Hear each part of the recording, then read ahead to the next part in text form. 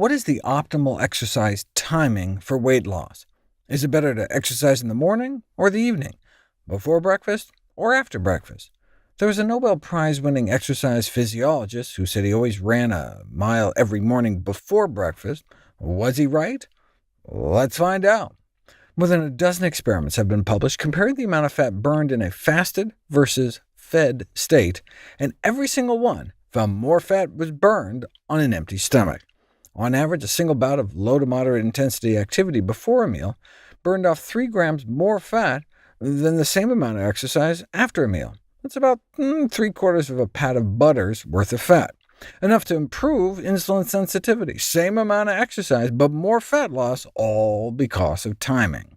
Now, just because you burn more fat while you're exercising doesn't necessarily mean you end up with less fat at the end of the day. Maybe your body offsets the extra fat loss that occurs during exercise with a little extra fat storage when you finally do eat, balancing it out. Researchers in Japan set out to investigate the possibility that your body makes up for it later by measuring 24-hour fat balance after 100 minutes of running, either before breakfast or after lunch. On the exercise after lunch day, they burned a total of 608 calories of fat over the course of that day. In contrast, in the exercise before breakfast days, in the same 24-hour period, they burned through nearly 90% more, 1,142 calories of straight fat. So the next day they woke up with about a quarter cup of fat less after the same amount of exercise. That's remarkable. What about just something like walking, 60 minutes before breakfast, after lunch, or after dinner? Over the 24 hours they exercised in the evening, 432 calories were burned off. On the afternoon exercise day, they burned off 446 calories of fat. They also had a control day with no exercise at all, and on that day they burned through 456 fat calories. That's disappointing. It's like they never walked at all. But the same amount of exercise before breakfast resulted in 717 calories of fat loss. Over the course of the day, timing matters, so much so that when it comes to an hour of walking, exercise increases 24-hour fat burning only when it's performed before breakfast. Here's the fat balance graph with no exercise. You can see the fat storage bump up at breakfast, lunch, and supper before slowly coming back down overnight. Exercise in the afternoon or evening and end up with more fat than not exercising at all, but exercise in the morning, and at least your fat balance comes back to baseline. All such similar studies on both men and women show we burn through more fat on the days we exercise before rather than after eating. After reading the chronobiology chapter, though, or watching my chronobiology videos, an alternative explanation may spring to mind. Maybe it's just a morning thing. Maybe it has nothing to do with meals, and your circadian rhythm is just dictating the difference.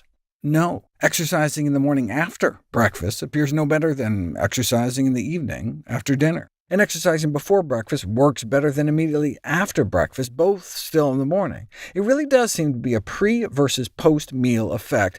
But why? Carbohydrate is the preferred fuel of the body. When you eat sugars or starches, they get broken down and converted into blood sugar. After a meal, blood sugars rise, and your muscles are quick to snatch it up for fuel without having to rely much on your energy stores. If you instead take a siesta and your muscles have no immediate need for energy, the excess blood sugar from a meal can be stored in our muscles in the form of glycogen for later use. Glycogen is just a bunch of blood sugar molecules strung together into a mass of branches that can be broken off and used for quick bursts of energy anytime we need them. If you exercise after a meal, your muscles can siphon off some of the extra blood sugar floating around for energy. Before a meal, your muscles have to instead resort to dipping into your energy stores and end up burning mostly a combination of glycogen and fat. That explains why you burn more fat during fasted exercise, but what about all the extra fat burned throughout the rest of the day? Glycogen is more than a store. Glycogen isn't just an energy reserve, but acts as a sensor capable of activating metabolic pathways. Exercising before breakfast can exhaust as much as 18% of your glycogen stores, and that depletion can act as a powerful rallying cry to your fatty tissues to start pulling more of their own weight by breaking down more fat. The lower glycogen stores fall, the greater the sustained 24-hour fat loss. How long do you have to go without food in order to trigger this effect? 6 hours may be sufficient, so it doesn't have to be before breakfast. If you timed it right, you could exercise before a late lunch, or if you had an early enough lunch, maybe before dinner when you get home from work.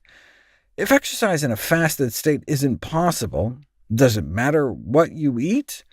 Insulin release after a meal appears to play a critical role in suppressing fat breakdown, explaining why lower glycemic foods, in this case muesli versus cornflakes, can have less of an effect.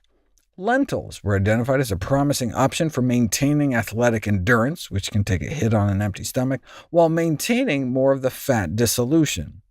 Lentils are said to be unlikely to be consumed by the general population due to quote-unquote low palatability. They obviously haven't tried my mom's lentil soup.